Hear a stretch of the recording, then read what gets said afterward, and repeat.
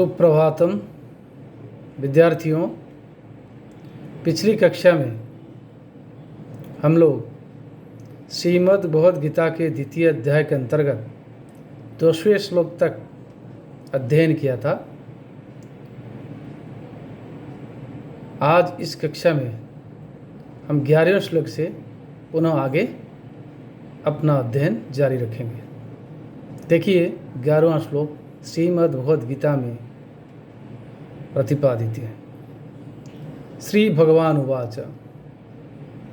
श्री भगवान श्री कृष्ण ने कहा है, असत्यानन्वसत्वस्त्वं प्रज्ञावादांश्च भाससे गतासु न गतासुंच नानुशोचन्ति पंडिताः।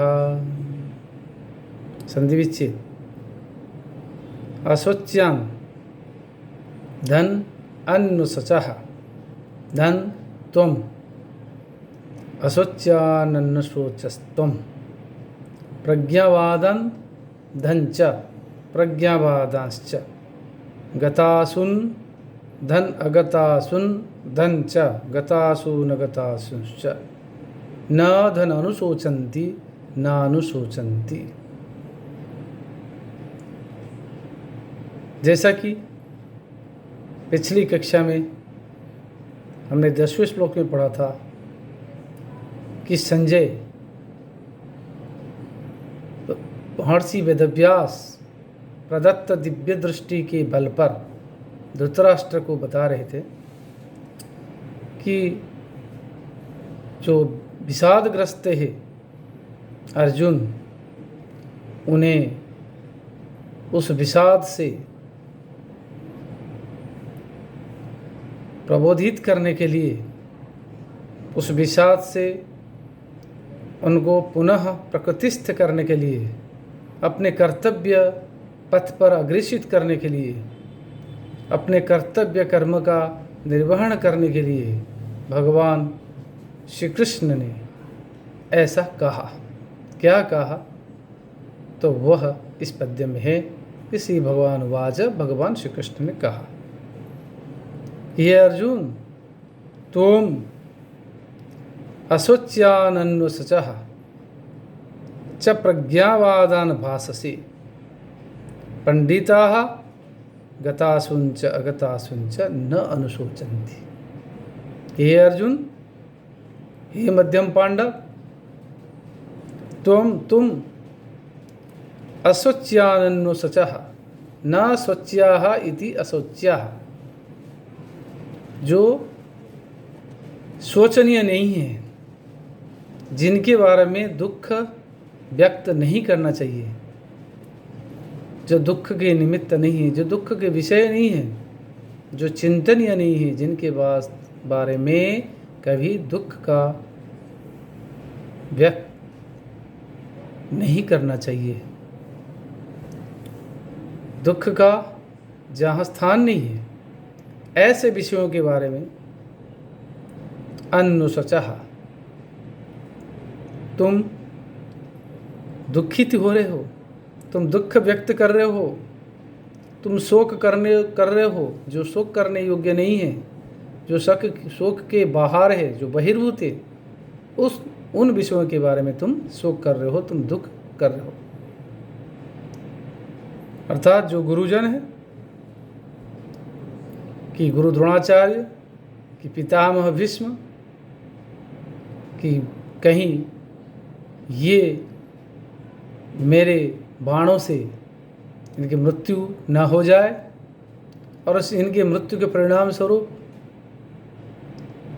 मैं धर्म से विच्युत हो जाऊं, इस प्रकार का जो तुम दुख मन में कर रहे हो, अपने स्वजनों की मारने के लिए, स्वजनों की हत्या का दोष अपने ऊपर कहीं नहीं लग जाए, इस प्रकार जो शोक कर रहे हो, वह फिर प्रज्ञावादंश्च भाससे,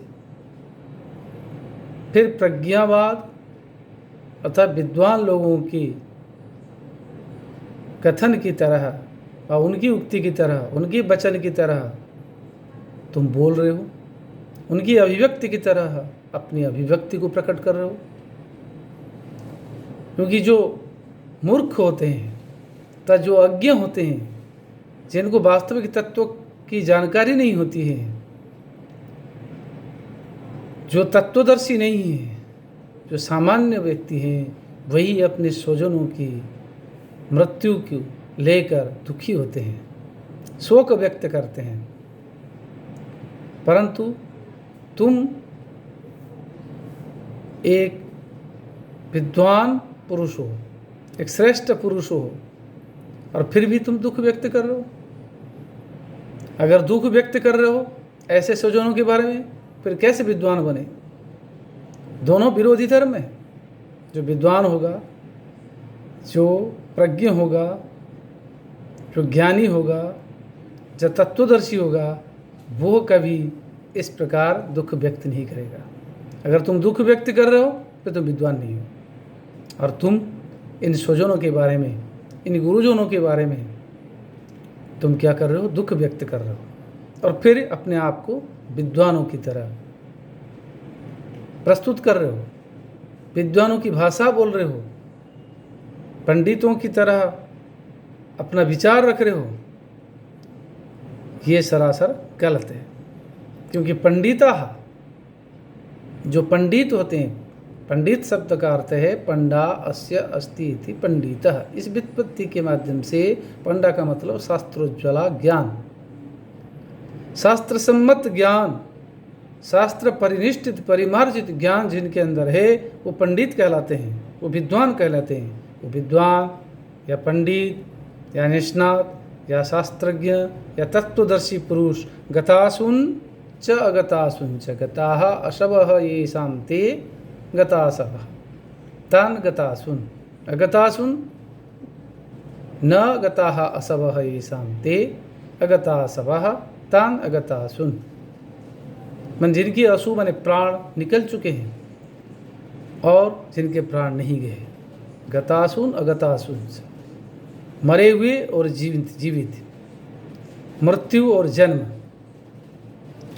फिर जो मृत्यु को वरण कर चुके हैं और जो जीवन को धारण कर रखे, इनके बारे में न अनुशोचंती, कभी शोक व्यक्त नहीं करते। जो तत्वदर्शी पुरुष होते हैं, कोई मर जाए या कोई जीवित रहे, उनको कभी उनसे व्यामोह नहीं होता, उनको मोह नहीं होता, उनकी आसक्ति नहीं होती। उनकी ये सृष्टि का नियम है, शाश्वत परंपरा है। जिसकी उत्पत्ति हुई है उसका विनाश होना है, अर्थात जो स्थूल रूप में जिसकी उत्पत्ति हुई है उसका विनाश होना है, और सूक्ष्म रूप में जो है उसकी जब उत्पत्ति नहीं है तो उसका विनाश का प्रश्न नहीं उठता। इस तत्व के बारे में आगे इसका विचार व्यक्त करेंगे। भगवान श्री कृष्ण इसको बड़ी अच्छी तरह से समझाएंगे। वो तत्व है आत्म तत्व। तो एक, क्योंकि विद्वान लोग जो होते हैं वो इस प्रकार वो जानते हैं तत्व के बारे में कि वस्तुतः कौन मरता है, कौन जीता है, मरना और जीना क्या है। क्या आत्मा की कभी मौत होती है? आत्मा की मृत्यु होती है? क्या आत्मा मृत्यु को वर्ण करती है, या शरीर नष्ट होता है? क्योंकि शरीर नाशवान है, शरीर स्थूल है, आत्म तत्व सूक्ष्म है, वो नित्य है, अजर है, अमर है, शाश्वत है। इसके बारे में आगे बताएंगे आत्मा के स्वरूप के निरूपण में। बस इतना ही अर्जुन को वो समझा रहे हैं कि तुम अगर विद्वान हो, तुम्हें इस प्रकार दुख व्यक्त नहीं करना चाहिए कि मेरे बाणों से ये मेरे गुरुजनों की मौत हो जाएगी, मेरे स्वजनों की मौत हो जाएगी, और इसके परिणाम स्वरूप मैं धर्म से भी विच्युत हो जाऊंगा। इस प्रकार दुख नहीं करना चाहिए। क्यों ना? आगे कहते हैं, न त्वेवाहं जातु नासं न त्वं नीमे जनाधिपः न चैवं न भविष्यामः सर्वे वयं मतः परम्।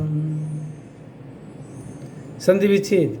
तू धन एव धन अहम त्वेवाहं न धनासं नासं च धन एव चैव वयं धनतः वयमतः अन्यः न तु एवं कि अहम जातु न आसम तोम न आसी इमे जनाधिपः न आसन च न एवं एव वयम सर्वे अतः परम न भविष्यामः।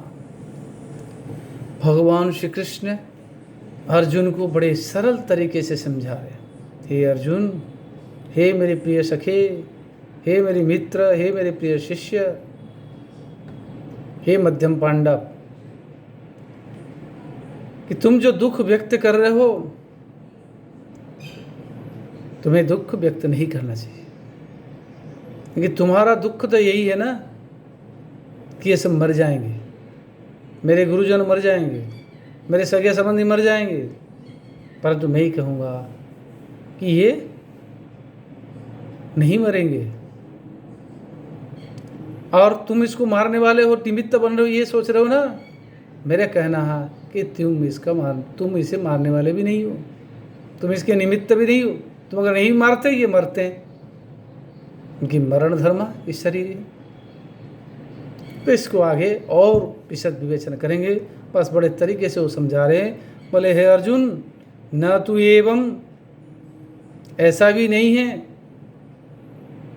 कि अहम जातु न आसम, मैं पहले कभी नहीं था। मुझे जो इस धरती पर देख रहे हो, इस पंच महाभूतात्मक शरीर में, तुम समझ रहे हो कि मेरी उत्पत्ति अभी हुई है ना।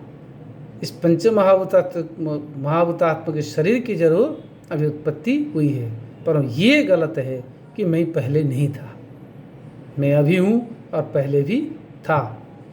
इसलिए ऐसा नहीं है कि अहम जातु न आसम, मैं पहले नहीं था, ऐसा नहीं है। अर्थात मैं जरूर अवश्य पहले था, पूर्व जन्म में था, तो मेरा शरीर अलग था, परंतु मैं था। मैं कौन हूँ? मैं ही वही आत्मा हूँ, जिसकी वजह से शरीर काम कर रहा है। आत्मा क्या है? आत्मा एक शक्ति है। जैसे बिजली, विद्युत है, उस विद्युत या बिजली के संयोग से बल्ब, ट्यूबलाइट वगैरह जलते हैं। और हम ट्यूबलाइट बल्ब जब फ्यूज हो जाते हैं, उसको चेंज कर देते हैं, फिर दूसरा लगा देते हैं, शक्ति वही काम करती। तो उसी प्रकार ये शरीर नाशवान है, परंतु आत्मा नाशवान नहीं है। इसको और आगे बढ़िया तरीके से समझाएंगे, पर इतना समझिए कि ये कह रहे हैं कि ऐसा नहीं है कि मैं पहले नहीं था, अर्थात मैं पहले जरूर था। और तुम न आसी है, ऐसा भी नहीं है कि तुम पहले नहीं थे, तुम भी पहले थे। और न ही इमे जनाधिपः न हासन, ये जो जनाधिपः, ये जो राजा लोग, ये भी नहीं थे, ऐसा नहीं है, ये भी थे। और न एवं ऐसा भी नहीं है कि वयम सर्वे अतः परम न भविष्याम, हम सभी इसके बाद भी नहीं होंगे, अगले जन्म में नहीं होंगे, ऐसा भी नहीं है। तब पहले थे, हम सभी अभी हैं और बाद में रहेंगे। अर्थात आत्म तत्व के रूप में, सूक्ष्म शरीर के रूप में हम पहले थे, अभी हैं, बाद में रहेंगे। अर्थात ये जो सूक्ष्म तत्व है, ये जो आत्मा है, ये त्रैकालिक है, ये सार्वकालिक है, ये कभी भी विनाशशील नहीं है, यह विनाशी है। और यह आत्मा, यह आत्म तत्व अपने एक मर शरीर को धारण कर लेता है, उसकी धर्म, अर्थ, काम, मोक्ष, पुरुषार्थ चतुष्टय की सिद्धि के लिए। जब पुरुषार्थ चतुष्टय की सिद्धि हो जाती है, या इस शरीर के माध्यम से उस पुरुषार्थ चतुष्टय की सिद्धि नहीं हो पाती है, व उस साध्य की सिद्धि में इसकी अकर्मण्यता व इसकी अनुपादेयता सिद्ध होती है, तब इस साधनभूति शरीर को वह छोड़ देती है आत्मा। ये कहने का आशय है भगवान श्री कृष्ण का। आगे और तरीके से इसको समझाते हुए कह रहे हैं, देहिनोऽस्मिन् यथा देहे कौमारं यौवनं जरा तथा देहांतर प्राप्ति धीरस्तत्र न मुह्यति। संधि विच्छेद। देहिनः धन अस्मिन्, देहिनोऽस्मिन्, देहांतर प्राप्ति धन धीरः धन तत्र, देहांतर प्राप्तिर्धीरस्तत्र। अन्वयः यथा अस्मिन् देहे कौमारं यौवनं जरा देहिनः कल्प्यन्ते तथा देहांतर प्राप्ति धीरः तत्र न मुह्यते। बढ़िया उदाहरण देकर, दृष्टांत देकर भगवान श्री कृष्ण समझा रहे हैं। एक उत्तम सा व्यवहारिक उदाहरण दृष्टांत देकर वो समझा रहे हैं। बोले देखो अर्जुन, यथा जिस प्रकार अस्मिन देहे, इस शरीर में, इस वर्तमान समय सापेक्ष से अंतर्गत जो शरीर है, वर्तमानिक सांप्रतिक जो शरीर है, इस धरती पर विराजमान अभी जो प्रत्यक्ष गोचरबद्ध शरीर है, इस शरीर में जिस प्रकार कौमारम, कौमार्य अर्थात शैशवावस्था, यौवनम युवावस्था, पुनः जरा वृद्धावस्था, देहिनः, देही देह से अस्ति देही अर्थात आत्मा की कल्प्यन्ते कल्पित होते हैं। वे आत्मा का, देही का इस देह में अर्थात आत्मा का इस शरीर में जिस प्रकार तीन अवस्थाएं होती है।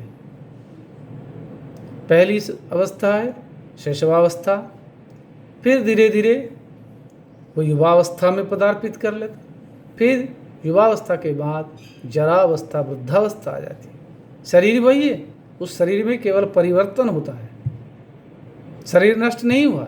शरीर में तीन अवस्थाएं आ गई, उसी प्रकार तथा उसी प्रकार देहांतर प्राप्ति है, इस देही की, इस आत्मा की देहांतर प्राप्ति हो जाती है।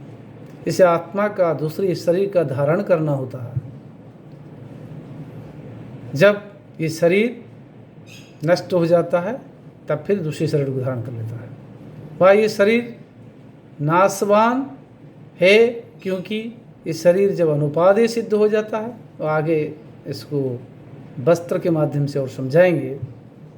बोले ये शरीर को दूसरे शरीर को धारण कर लेता है, परंतु ये आत्मा नष्ट नहीं होती, इनका कहने का आशय। इसीलिए अतः धीर जो प्रकृतिस्थ पुरुष है, जो तत्वदर्शी पुरुष है, जो विद्वान पुरुष है, वह तत्र न मुह्यति, इसकी मृत्यु के बारे में, जन्म के बारे में कभी व्यामोह को नहीं स्वीकार करता है, कभी दुखी नहीं होता है, कभी शोक संतप्त नहीं होता है, कभी उसको इसके बारे में दुख नहीं होता है। वो निर्विकार, निर्लिप्त चित्त, निरहंकार शून्य हो जाता है।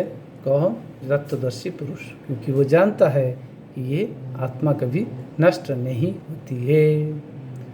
आज हम आज के इस अध्ययन को विराम देते हैं, अगली कक्षा में पुनः अध्ययन करेंगे।